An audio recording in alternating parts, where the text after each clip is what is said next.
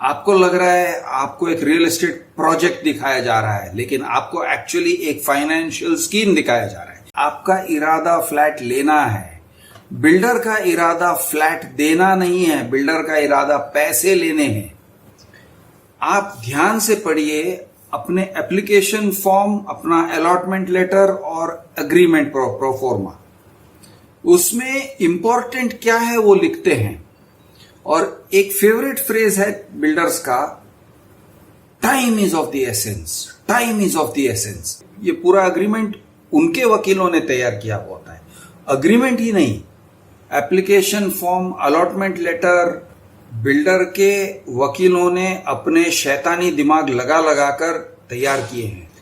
आप साइन करते हो मनी सप्लाई अग्रीमेंट, और मनी सप्लाई अग्रीमेंट ऐसे रहता है कि मैं टाइम पर, ये टाइम से ये टाइम टू टाइम मैं पेमेंट करूंगा, और अगर पेमेंट नहीं किया तो भारी पेनल्टी लगेंगे, भारी पेनल्टी।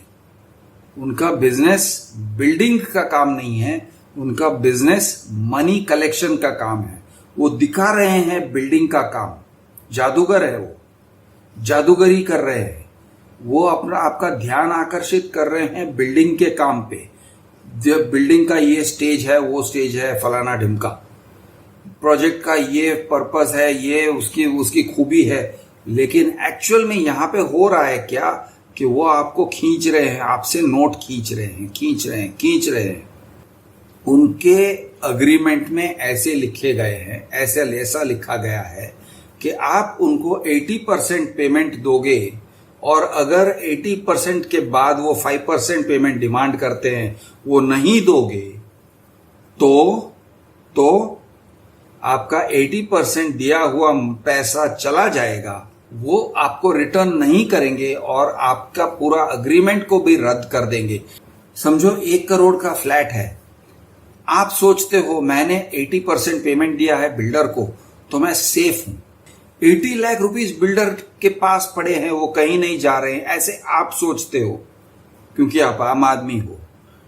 आप अगर अग्रीमेंट, प्रोफॉर्मा ये सब पढ़ोगे ना, आपने जो अग्रीमेंट साइन किया हुआ है, अगर आप पढ़ोगे तो उसके अंदर आपको पता चलेगा कि वो आपको रिफंड नहीं करना चाहते।